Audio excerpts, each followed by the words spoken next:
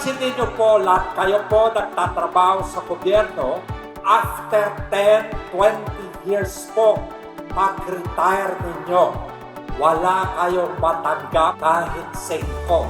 Nagmamakaawa po ako. I am beseeching you, mag-membro po kayo. So yung mga may utang, pumunta lang po kayo sa SSS, mag-apply po kayo ng konsolon at ipakita nyo ang ID nyo ng barangay kapitan kayo, barangay kagawad kayo. I-waive ko lahat ng penalties. So tatanggalin ko lahat yung penalty at yung balance, pwede nyo bayaran for the next 5 years.